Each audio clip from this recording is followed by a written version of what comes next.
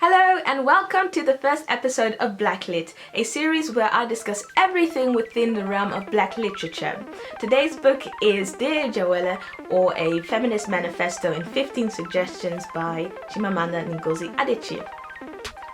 Before I start discussing the book, I'd like to set the premise. I think that's very important in order to clarify things, and that can only move the conversation forward. Having said that, this book is about feminism, so I'll be referring to that word very often. So I'd like to define it beforehand so that there are no misconceptions about what I'm actually talking about. I'll go by the definition of the online Cambridge English Dictionary, which states that feminism is the belief that women should be allowed the same rights, power and opportunities as men and be treated in the same way, or the set of activities intended to achieve this state. I finished reading this book last week and I watched a few interviews with Chimamanda, and oh my lord, she is such an amazing person.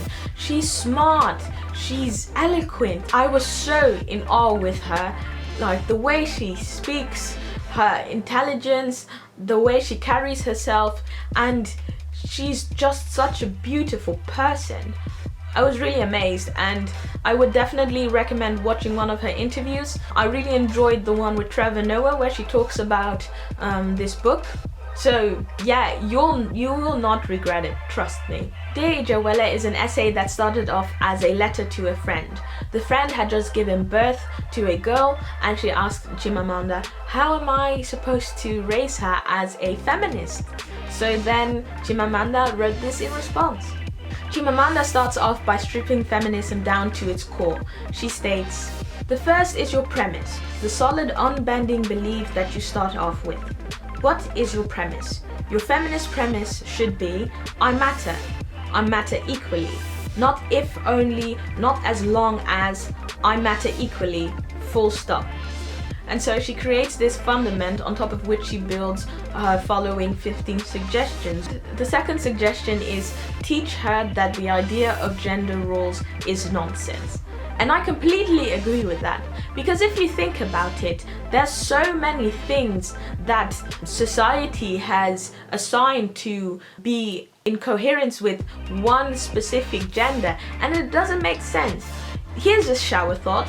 If you're a girl, everything is pink, and if you're a guy, everything is blue. Like, who even thought about assigning a color to a gender? It doesn't make sense whatsoever. The fifth suggestion is that you should teach your child how to read and to love reading.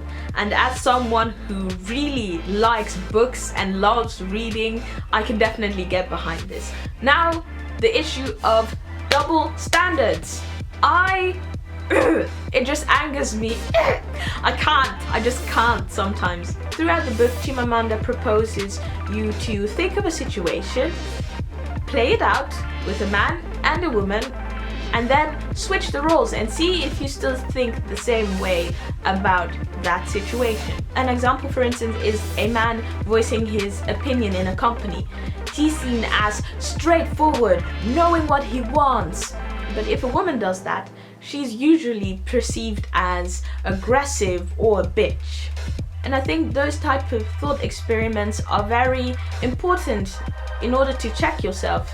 I find myself sometimes texting men about, for instance, an assignment at university, and I would want to get something done, and I notice that my language is so different when I'm talking to a woman. For instance, I asked someone something recently and I was like, could you please, if it's possible, be able to do this, when we had a deadline and they were not keeping to that deadline.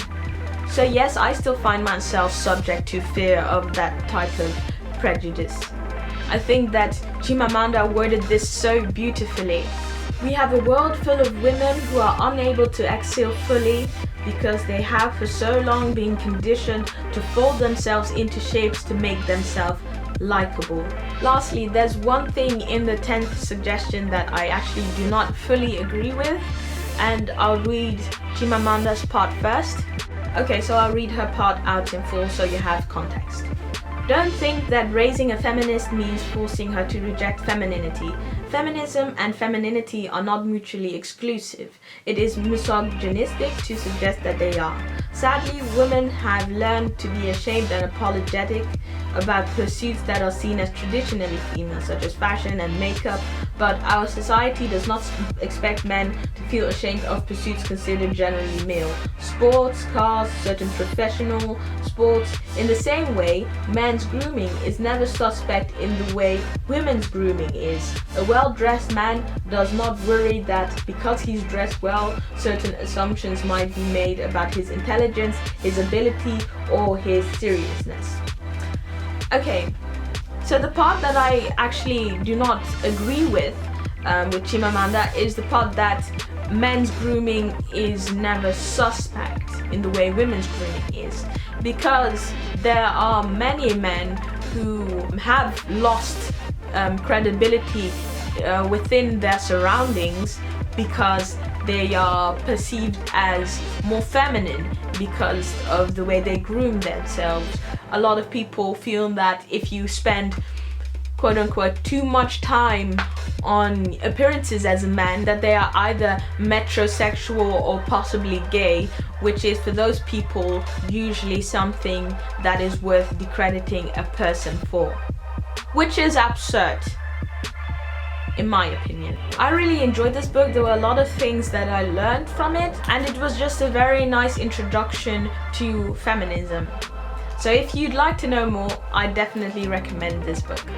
So if you're still here, thank you very much for watching. If you liked the video, please give it a thumbs up and subscribe if you haven't already, and I'll see you in the next video.